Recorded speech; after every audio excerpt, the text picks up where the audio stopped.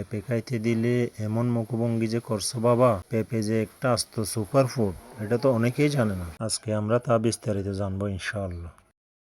আর ওই যে পেঁপে কাটার সময় চুইয়ে পড়ছে আটালো তরল, সাদা তরল, সেটার নাম কি জানো? সেটার নাম হলো পাপিন। সেই পাপিনের কার্যকারিতা, এটা যে কত ইম্পর্টেন্ট তার ম্যাজিক আজকে জানবো ইনশাআল্লাহ।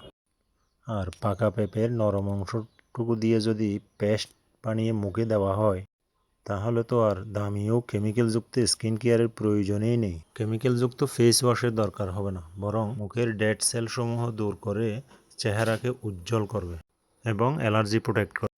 পেঁপেতে থাকা ভিটামিন সি ও ই ত্বকের পুষ্টি যোগায় এবং বয়সের চাপ কমাতে দারুণ কাজ করে। আর যে পাপিনের কথা বলেছি প্রথমে, অবশ্য কাঁচা পেঁপে থেকে নিলে এটা ভালো হয়।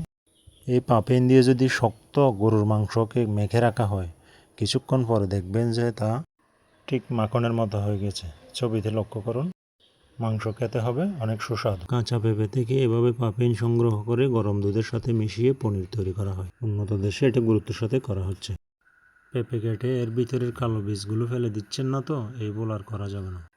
গোলমরিচের মতো এই কালো বীজগুলো ভালো করে শুকিয়ে গোলমরিচের বিকল্প হিসেবে সালাদে ব্যবহার করলে কী লাভ হয় জানেন? মানবদেহের জন্য মারাত্মক ক্ষতিকর ও আধুনিক চিকিৎসা বিজ্ঞানের জন্য দুশ্চিন্তার প্রধান কারণ যে টক্সিন, সেই টক্সিনকে শরীর থেকে দূরীভূত করতে ম্যাজিকের মতো কাজ করে। তাহলে এবার কি পেঁপেকে বা পেঁপের কোনো অংশকে আর অবহেলা করা যায়? শেয়ার করে পেঁপে বিদ্বেষী বন্ধুদেরকেও এই সুপারফুড বুঝিয়ে দিতে হবে। পেঁপের এই কালো বীজের ড্রামাটিক অ্যাকশন, পাপাইন, শক্ত মাংস নরম করার ম্যাজিক্যাল অ্যাকশন, সব মিলিয়ে পেঁপেকে হাসি মুখে বরণ করতে হবে এখনই, দেরি নয়।